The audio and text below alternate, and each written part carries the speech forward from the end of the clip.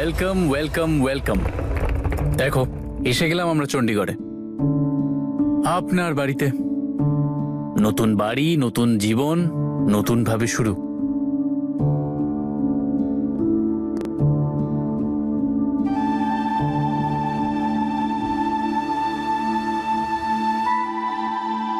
কেমন লাগছে নতুন বাড়ি?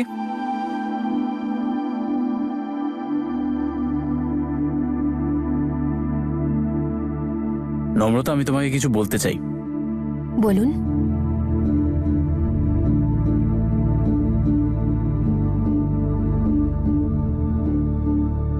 না, বাদ দাও, পরে বলবো।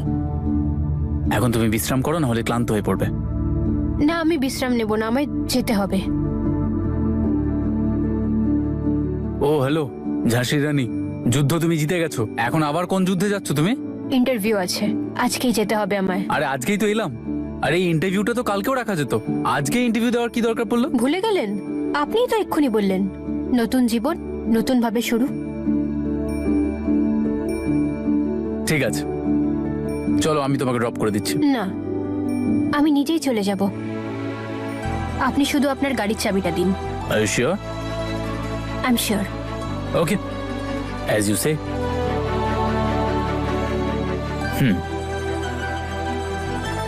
Thank you. All the best. Thank you.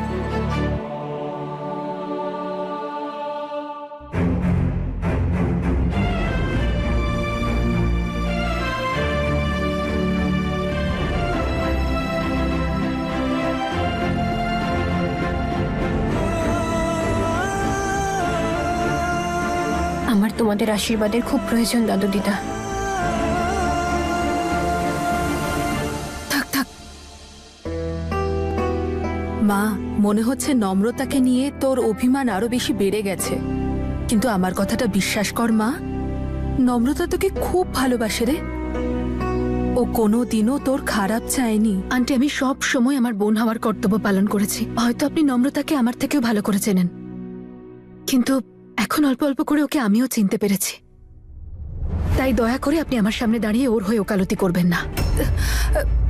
Aunty, আমি বোন হওয়ার সমস্ত কর্তব্য পালন করেছি, কিন্তু নম্রতা এমন কিচ্ছু করেনি। উল্টে দিনের পর দিন ও শুধু আমাকে মিথ্যে কথা বলে গেছে।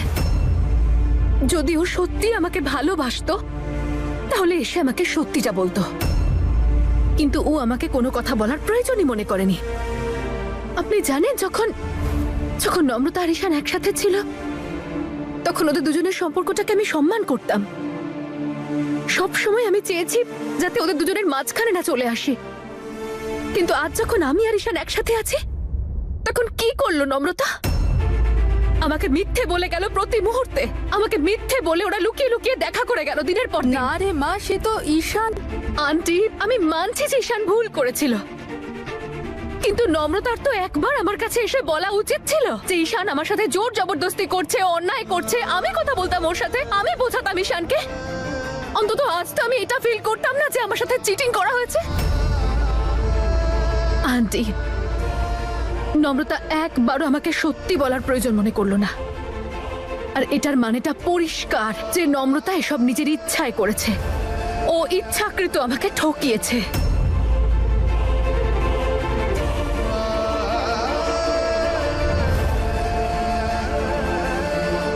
হে উপরওয়ালা, হিয়ার মনে নম্রতার জন্য কতই না অভিমান জমে আছে।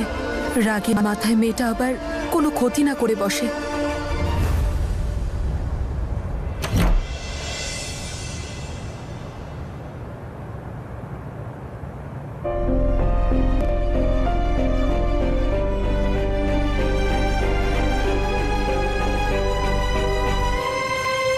হিয়া,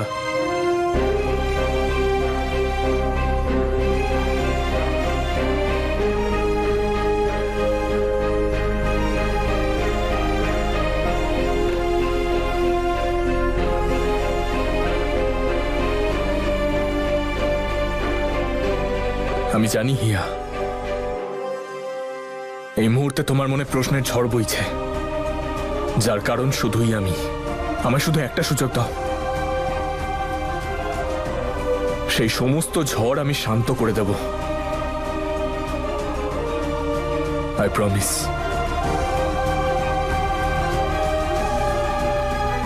ঈশান, তুমি জানো আজও আমরা এক হতে কেন পারিনি? কারণ আজ পর্যন্ত তুমি তোমার অতীতেই বেঁচেছিলে, আর আমি আমার বর্তমানে। আর যদি সত্যি তুমি মন থেকে এই সম্পর্কটাকে এগিয়ে নিয়ে যেতে চাও, তাহলে তোমার অতীতটা তোমায় ভুলতে হবে। তুমি এই মুহূর্তে যেখানে দাঁড়িয়ে আছো সেটাই তোমার পাস্ট, ঈশান। আর আমি যেখানে দাঁড়িয়ে আছি সেটা হলো তোমার প্রেজেন্ট। যদি সত্যি তুমি আমার সাথে সম্পর্কটা এগোতে চাও, তাহলে তোমার অতীতটাকে পেছনে ফেলে তোমাকে এগিয়ে আসতে হবে, ঈশান।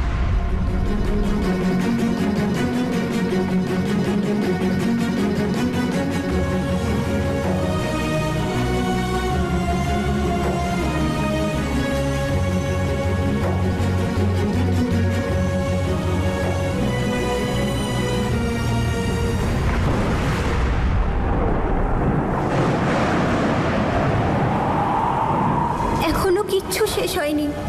ও তোকেই ভালোবাসে ঈশান। যা, নিজের জীবনটা গুছিয়ে নে।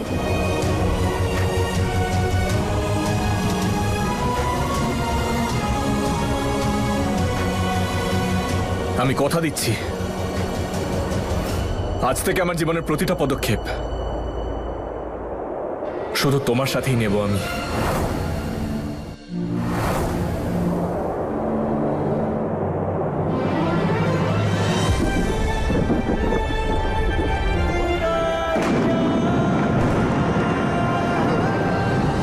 আমি কথা দিচ্ছি, আমার প্রতি পদক্ষেপে সেই দূরত্ব ঘুচিয়ে দেওয়ার চেষ্টা করব যা আজও আমাদের মধ্যে রয়েছে।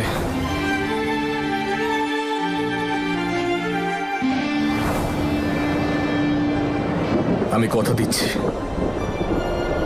যেই সম্পর্কটা এতদিন তুমি পালন করেছো, আজ থেকে সেই সম্পর্কটা আমি পালন করব।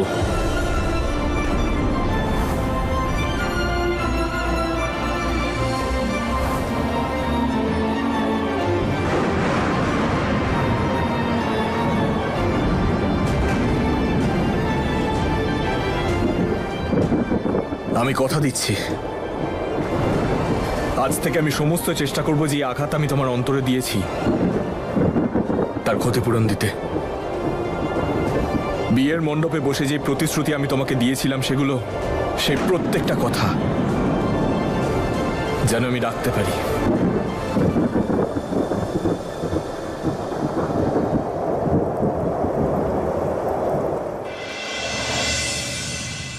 সর্বরাজ, গেস হোয়াট? হোয়াট? আমি জবটা পেয়ে গেছি।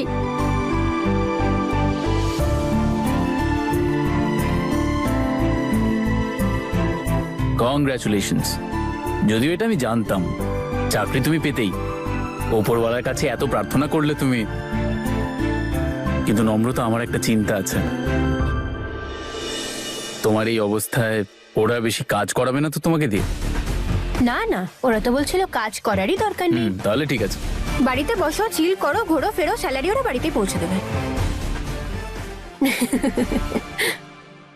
সর্বরাজ, আজ থেকে এই জবটাই আমার কাছে সবকিছু। আর আমি খুব এক্সাইটেড, কারণ এই জবটাই আমাকে বাচ্চাদের সঙ্গে থাকতে হবে, যা আমার আর আমার বাচ্চার দুজনের জন্য খুব ভালো। আমি জানি তোমার মনে কতটা দুঃখ রয়েছে। আপনজনদের ছেড়ে এসেছো, তাও হাসি মুখে থাকতে হচ্ছে। নম্রতা, I am really proud of you, কারণ এটা শুধুমাত্র তুমিই করতে পারতে। আচ্ছা, তুমি তো আমাকে গুড নিউজ দিয়ে দিলে, এবার তোমার জন্য একটা সারপ্রাইজ আছে। সারপ্রাইজ? Yes, surprise. চলো দেখাচ্ছি তোমাকে।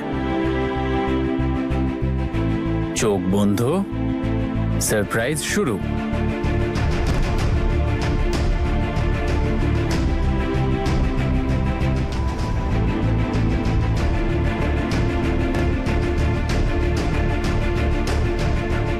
সারপ্রাইজ!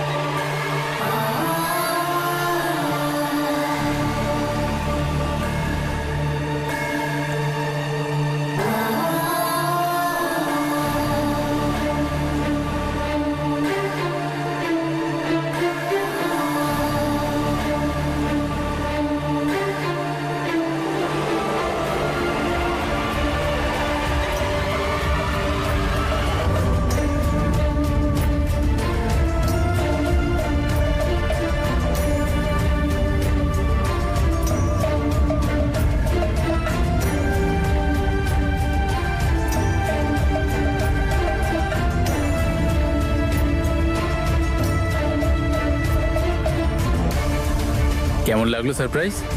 খুব ভালো, কিন্তু আপনি এসব কিভাবে? কিভাবে মানে কি? আরে তুমি বাড়ির বাইরে ছিলে, আমার কাছে সুযোগ ছিল, আর আমি ঘরটা সাজিয়ে দিলাম।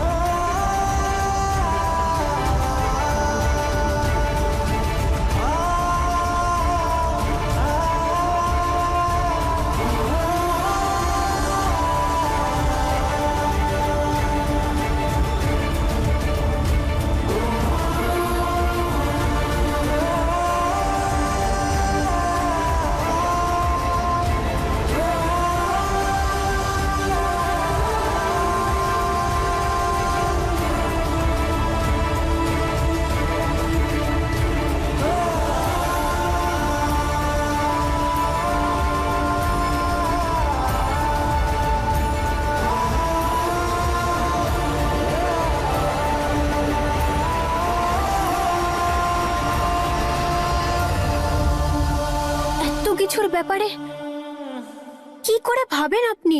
নিজের মাথা দিয়ে।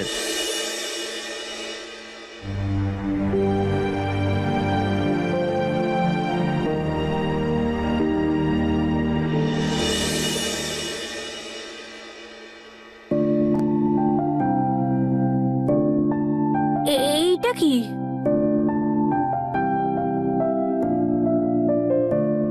এটাকে শুকে দেখো। নাইস। শ্যাঙ্কি যখন মায়ের পেটে ছিল তখন মা সবসময় এটাকে নিজের কাছে রাখতো। মায়ের যখনই বমি ভাব আসতো না, মা এটাকে শুকে নিত, তাতে মায়ের ভালো লাগতো। তাই আমি ভাবলাম তোমাকেও বলে দিই। এত ছোট ছোট বিষয়গুলোর কি করে খেয়াল রাখেন আপনি? আমি কি বলবো আপনাকে?